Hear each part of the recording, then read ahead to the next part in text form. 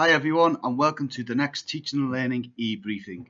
First of all, I just want to say a huge thank you to everybody for the last couple of review days. It's been great for me to see as an observer lots of the strategies being embedded in classrooms and the OEO lesson being really obvious in classrooms, and also lots of stretching challenge activities being embedded as well.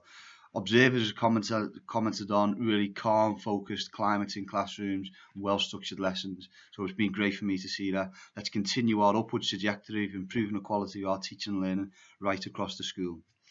So this week, there's a new focus for us. We've just focused on stretch and challenge. Now we're going to focus upon what I've seen in some of the best lessons in our schools. And it's something that some of our trainees are familiar with as well. And what it is a model for planning your lessons, which allows you to get really quick explanations across, time for students to practice with the teacher, but more importantly, more time with the lesson is spent on applying the learning. In the best lessons in our school, the teachers provide the students with at least 40 minutes to apply their learning, and it gives the teacher an opportunity to assess, allow students to get a bit deeper involved in their learning. So here's the model. It's basically called I, we, you. And basically what that means is when you're planning your lesson, you need to think carefully about what I, the teacher, are going to explain to the students. And this might be an introduction to a certain concept, a quick explanation of a task. And this is kept generally to a maximum of 5 minutes. We means once you've done your explanation, you with the students practice or apply quickly together what you've just explained to them. So you might say, right, I've just taught you this, let's have a go together. And then the important part is the you bit, and that's down to the student where you say, right, you will now use what we've learned and practice together to apply in this particular task. And it's really important in this part of the lesson that you give students lots of take-up time, which allows them to get deep into learning and allows you to assess. So it's called I, we, and you. So this week I'll be accepting nominations and points for staff that send me descriptions of how they've structured their lesson using the I, we, and you model, which is similar to our OEO lesson really, with the connection, engagement, and consolidation.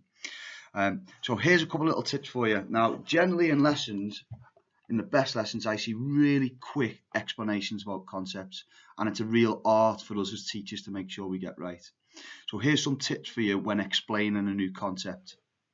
First one is limit information to a maximum of 3 separate sections. So don't overload the student's memory. Make sure you give them a maximum of 3 different bits of information. Secondly, deal with each bit of information separately. Don't throw all the information all at once. Tell them a concept, just do a couple of clarifying questions, give another concept, and repeat. So do it at one piece at a time. Thirdly, use images to help back up what you're explaining to the students. So think carefully about what your slide looks like or any prompts that you might have to explain it. And then also think about the language you're going to use. Be really careful and purposeful about the words you use. Too much information will overload them and become confusing. And lastly, once you've explained it, seal your lips. Keep quiet, because quite often the tendency is to explain something and to explain it again. Okay, and a quick example is if I was teaching I, we, you, 3 keywords, deal with them one at a time. Maybe use some images to help people remember it. I, we, you, and then shut up. So hopefully my explanation has been quite effective at you remembering the I, we, you. So I'll be accepting nominations this week for you to send through to me descriptions of how you've used this in your lesson.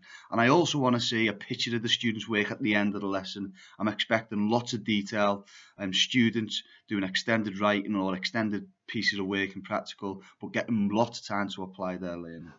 So make sure you submit your nominations to me via email. Get around, go and see other people, take pictures of their work, send videos to me or whatever it might be. And let's see lots and lots of us trying this model of I, we, you. Okay?